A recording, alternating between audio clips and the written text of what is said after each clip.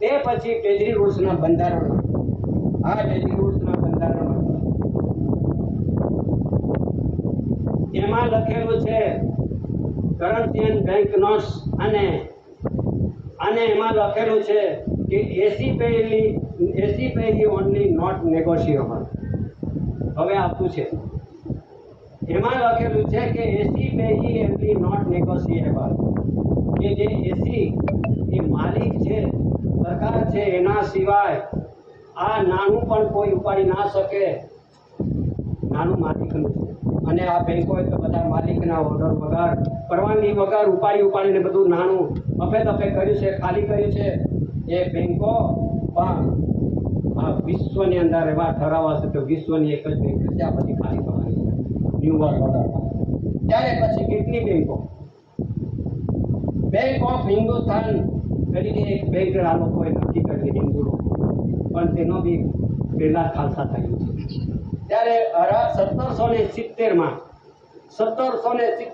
Bank of Hindustan, પછી બીજી બેંકો સ્થાપના કરતા ઇલાહાબાદ બેંક 1865માં, અવધ કોઓપરેટિવ બેંક 1881માં, પંજાબ નેશનલ બેંક 1994માં, કેનેરા બેંક 1906માં, બેંક ઓફ ઇન્ડિયા 1906માં, કોર્પોરેશન બેંક 1906માં, અને પંજાબ એન્ડ સિંધી બેંક 1908માં, બેંક ઓફ બરોડા 1908માં, સેન્ટ્રલ બેંક ઓફ ઇન્ડિયા 1911માં, યુનિયન બેંક ઓફ ઇન્ડિયા 1919માં, ઇમ્પિરિયલ બેંક 1921માં, આંધ્ર બેંક 1923માં, સિન્ડિકેટ બેંક 1925માં, વિજયા બેંક 1931માં, રિઝર્વ બેંક 1935માં, બેંક ઓફ મહારાષ્ટ્ર 1935માં, ઇન્ડિયન ઓવરસીઝ બેંક 1937માં, દેના બેંક 1938માં, એરિયલ બેંક ઓફ કોમર્શિયલ 1943માં, યુકો બેંક 1943માં, union state bank of India 1950માં, સ્ટેટ બેંક ઓફ ઇન્ડિયા 1950માં, અને આઈસીઆઈસીઆઈ બેંક 1994માં, એચડીએફસી બેંક 1994માં, એસડીબીઆઈ બેંક 1946માં, એક્સિસ બેંક 2007માં આવી બેંકો બધી સ્થાપના થઈ છે. હવે આ બધી બેંકો જ્યારે દેશની અંદર સ્થાપના કરવા માટે ગવર્મેન્ટ ઓફ ઇન્ડિયા, ભારત સરકારની પરવાનગી હોવી જોઈએ. હવે ભારત સરકારની પરવાનગી વગર બેંકોએ ધરતી પર ભારત સરકારનું નાનું, આ ભારત દેશના જે ધરતી પર મહેનત કરનારા આદિવાસીઓ, કલ્ટિવેટર, ફાર્મ લેબર, એમના જે તુરવારી, અનાવારી, ટકાવારી, પ્રોડક્શન, ઉત્પત્તિ, પ્રોપર્ટી કે વર્કિંગ કેપિટલ બેલેન્સનો જાણે રિઝર્વ બેંકમાં, એટલે કે અનામત પડેલી વસ્તુ આ લોકોએ ઉઠાવીને આપણા નામના ઉઠાવીને ચાલુ કરી ગયેલા છે. આજે કોઈ હિસાબ માગવાનો કોણ? જ્યારે તમે આજે એક તાલુકામાં, જિલ્લામાં જઈને માગણી કરવા માટે 7, 12, 8 એન્ટ્રી નકલ, હક પત્રક અને 8 ખાતાવાહી પ્રમાણે તમારી ગામનો નંબર 6 પ્રમાણે 8 ખાતાવાહી મુજબ તમારો હક છે, માગી શકો છો. ત્યારે પછી પ્રોપર્ટી વર્કિંગ કેપિટલ બેલેન્સનો હિસાબ માંગવાનો આજે આ લોકોને હિસાબ આપવાનો. પણ કોઈ ખેડૂત આજે આજ દિન સુધી માગણી ન કર્યાને કારણે આપણી પ્રોપર્ટી કે વર્કિંગ કેપિટલ બેલેન્સ બંધ થઈ ગયું. 8 ખાતાવાહી માગી શકો. 8 ખાતાવાહીનો હિસાબ જ્યારે જમા મહેસૂલ ભરી પહેલાના પાવતીમાં લખેલું છે કે આ નમૂના સિવાય બીજી કોઈ પોચ પાવતી નથી, કાયદેસર પોચ પાવતી નથી, અને દરેક ખેડૂત ખાતેદારને પોતાનું ખાતું જવાનું હક છે. તો આપણું ખાતું, આપણા ખાતામાંના જે કંઈ પ્રોપર્ટી હતી તે બધી નાશ કરી દીધી છે. એટલા માટે આજે આ યોગ છે, સમય છે, તક છે. આપણે બધા આદિવાસીઓ, આ ખેડૂતો, આપણી જે પ્રોપર્ટી હતી તે વિધ્વંસ થયેલી છે. ભારત સરકારના પરિવારની, ભારત સરકારની મિન્ટ મળતી ધાતુની બધી વિધ્વંસ થયેલી છે. ત્યારે પછી આજે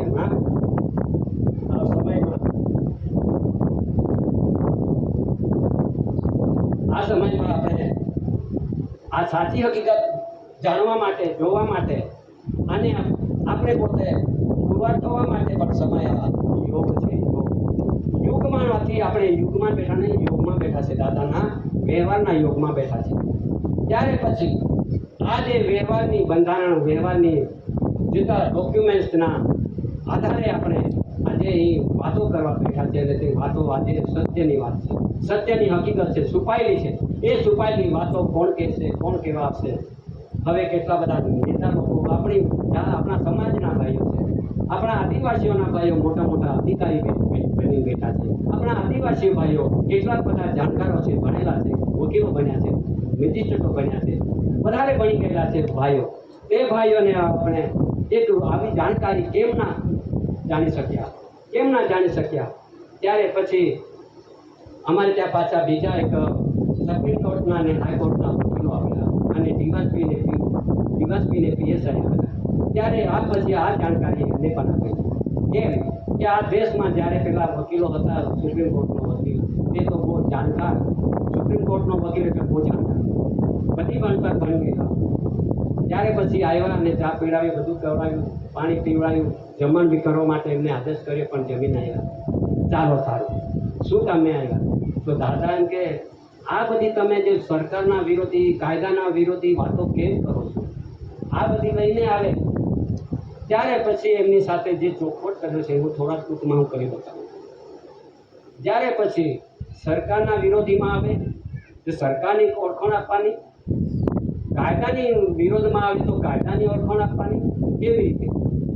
કે જ્યારે આ દેશની અંદર કાયદો જ ન હતો.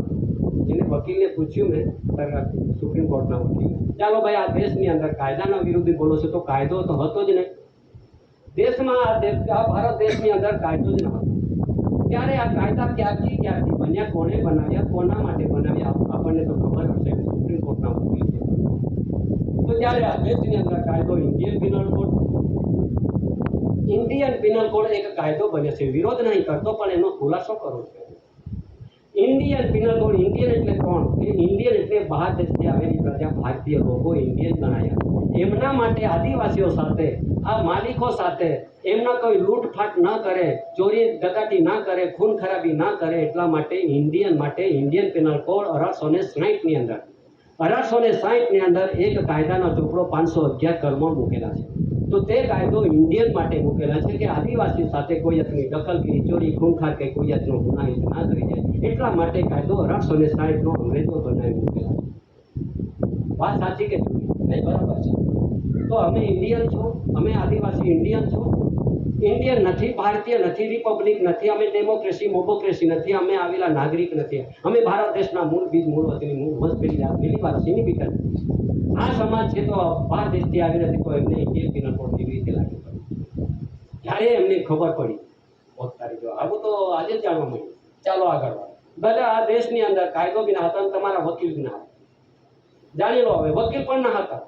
બાર એસોસિએશન વકીલ મંડળ આ દેશની અંદર એક મંડળ બનાવી, સંસ્થા બનાવી છે અને આ વકીલ મંડળની સ્થાપના થયેલી છે, તેની રજીસ્ટર થયેલું છે. તે તમારા વકીલ મંડળનું રજીસ્ટ્રેશન નંબર આપો. તો પછી પેલો ગભરાય, અરે મારી પાસે છે જ નહીં. અરે સુપ્રીમ કોર્ટના વકીલ થઈને તમારી પાસે તમારા બાર એસોસિએશન વકીલ મંડળના તમારા પાસે રજીસ્ટ્રેશન નંબર ના હોય તો કેવી રીતે ચાલે? ચાલો તમારા એક વરિષ્ઠ છે, બાર ક્રાઉન્સિલ. આ દેશની અંદર તમારો વરિષ્ઠ એક બાર ક્રાઉન્સિલ આવે છે. તો બાર ક્રાઉન્સિલની રજીસ્ટર આની સ્થાપના થયેલી છે, તેનું રજીસ્ટર નંબર આપો. એ પણ નહીં મળ્યું. તો ચાલો ભાઈ તે પણ નહીં.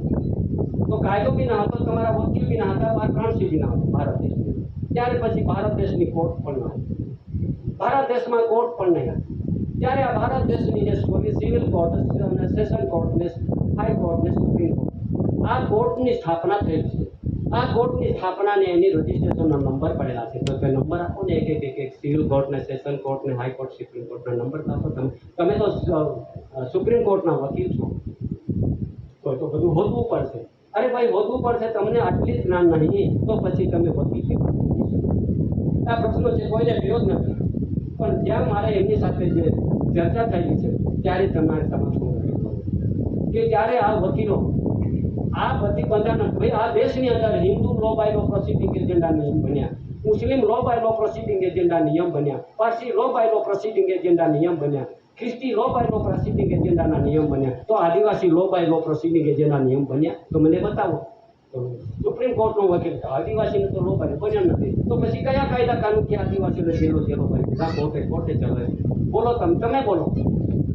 તો એમ કે તો આ તો બધા હિન્દુ બન્યા છે એટલા માટે. એ વાત સાચી. આપણે બધા આદિવાસી થઈને હિન્દુ બન્યા છે એટલા માટે લાગુ પડે છે, એમણે તેમ પુરવાર કરે છે. આદિવાસી લો બાય લો પ્રોસિડિંગના નિયમ કાયદો કાનૂન નહીં બન્યો, આજ દિન સુધી નહીં બન્યો. ત્યારે પછી આજે બધી વાતો તપાસમાં અને અભ્યાસમાં એમના જ માથે એમના જ માથે પડે છે. પુરવાર કરો ત્યારે આ ફોજદાર બી હતો, આ ફોજદાર આપણો આદિવાસીનો છે. એ કલમ લગાવે અને કોર્ટ પણ આદિવાસી, આપણે વકીલ પણ આદિવાસી, તે જ હતા, બધા આદિવાસી છે. આ આદિવાસી, આ ડીવાસપી આદિવાસી વકીલ. હવે ફોજદાર કલમ લગાવે અને વકીલ કોર્ટમાં કેસ ચલાવે અને આદિવાસી જજ છે તો જજમેન્ટ આપે. પછી એમને શું કીધેલું, જરા એ નહીં માનતા પણ એમને કીધેલું મેં કે ભાઈ આ દેશની અંદર ત્રિકોટી દેવતાઓ બ્રહ્મ વિષ્ણુ મહેશ, આ 3 વ્યક્તિ બધા આદિવાસીને ખાઈ ગયા. પેલા હસવા માંડ્યા. મેં નહીં ચડાવતો, કોઈને વિરોધ નહીં કરતો, પણ એ આદિવાસી હતા એટલા માટે એમને આદિવાસી કે આ બધી જાણકારી આપણે નહીં લીધી, આ બધી અભ્યાસ નહીં લીધી, એટલે તમે વકીલો કોના બન્યા કે પેલા વિદેશી લોકોના એમના અનુયાયી બન્યા, એમના તમે ઠેકીદાર બન્યા. વકીલો બી બન્યા ને બધા ફોજદારો બી બન્યા ને બધા એમના તરફે આજે તમે વલણ લઈને પછી અમારા આદિવાસીઓને, આપણા આદિવાસીઓને આ બધી ભયંકર પરિસ્થિતિ ઊભી કરી છે. ત્યારે એમને 5 કલાક સુધી અભ્યાસ કરી અને એમની સાથે અભ્યાસ આપી ત્યારે એમને ખ્યાલ આવ્યો કે ભાઈ આપણે ભૂલેલા છે. ભૂલેલા આદિવાસીઓને પાછી ફરી તમને યાદ અપાવું છું આવી રીતે એમની કહીએ તે આ બધી વાતો છે, આ બંધારણની વાતો છે, કાયદાની બંધારણ છે. જેટલા બી આ ધરતી પર 34,735 કાયદાઓ બન્યા છે, આપણે અંગ્રેજોએ બનાવ્યા છે, તે એક બી આદિવાસીઓને લાગુ પડતો નથી. હવે સુપ્રીમ કોર્ટે જાહેર કરી દીધું, ખબર છે. 8% આદિવાસી છે, 92% ઇમિગ્રન્ટ્સ વિદેશી લોકો છે, 68% આદિવાસી. 8%માં આદિવાસી કોણ છે તે નામ નહીં આપ્યું, એના નોંધ થયેલું છે. 8%માં કોણ છે તે 92% ઇમિગ્રન્ટ્સ એટલે કે વિદેશી લોકો છે, આ દેશમાં રહે છે. તે સુપ્રીમ કોર્ટે ભાન અપાયું છે. હવે ભાન અપાયું છે તો ઇમિગ્રન્ટ્સ જે બની જશો તો આ ધરતી પર ઇમિગ્રન્ટ્સ એક લાગવાનું છે, એટલે લાગવાનું. આપણે આદિવાસીઓ પણ ઇમિગ્રન્ટ્સ બની જશું ત્યારે પછી શું થશે? સુપ્રીમ કોર્ટે તો જાહેર કરી દીધું. અને નેતા લોકો જાહેર કરે છે કે આદિવાસી મૂળ માલિક છે, આદિવાસી આ દેશના વતની છે, આદિવાસીઓ માન. હવે આપણે જ કહે છે કે આપણે જેવા થઈ ગયેલા છે કે તેના કે પહેલા બી નહીં માનતા. હવે આપણે સમય આજનો પહેલા દિવસ આ 2 દિવસનું મહાન આધ્યાત્મિક વિશ્વ શાંતિ આરતી બેઠકના રૂપમાં 2 દિવસના અહીં આપણે બેસવાના છે. તો પછી દરેકને અમારે એક વિવેક છે કે સાંભળો, સમજો અને વ્યવહારે ચાલવા માટે કોશિશ કરો. જ્યુડિશિયલના એક ઝાડ છે, આ ઝાડમાં આપણને માછલી તરીકે એક ફાંદામાં મૂકેલા છે. એ ફાંદાને કેવી રીતે તોડીશું? આ ફાંદો આપણા ગળે લાગેલો છે. આ ફાંદો, જ્યુડિશિયલી ફાંદો આપણને ક્યાં લઈ જશે? એટલા માટે ફાંદામાંથી નીકળવા માટે એક જ દાદાનો વ્યવહાર છે. શ્રી ભારત સરકાર, government of India, honour of India, crown of ઓનરનો વિશ્વ વર્લ્ડની ખ્યાતિ પ્રખ્યાતિ જગજાહેરમાં એક જ વ્યવહાર. એના તરફે આપણે એના વ્યવહાર આધારેથી આપણે નહીં રહીશું, નહીં ચાલીશું. અગર આપણે જ્યુડિશિયલમાંથી નહીં નીકળીશું તો આપણને એક આ જ્યુડિશિયલનો ફાંદો ક્યાં લઈ જશે?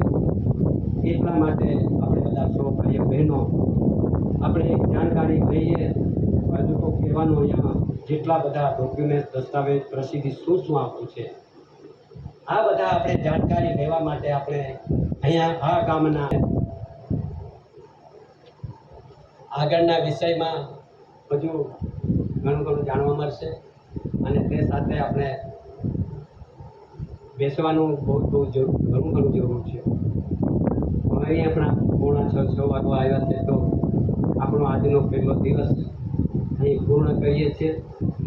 અને પૂર્ણ કરતા પહેલાં આપણે બધાને, સમાજને, ભાઈઓ બહેનોને વિવેક છે કે નજીક જનારા ભાઈઓ બહેનો ઘરે જવાના હશે, પછી કાલે આવવાના હશે ને ઘરે તરફે જવાના હશે, તેમને આ રસોડામાંથી હવે આપણને ઓર્ડર મળશે. અને જનારા ભાઈઓ બહેનો જમવા માટે જમીને જ જવાનું છે.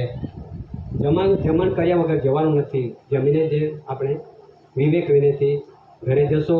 પાછા આવતીકાલનો સમય આપણે તો જમવાનો તૈયાર છે, ઓર્ડર આવેલો છે, તો રસોઈ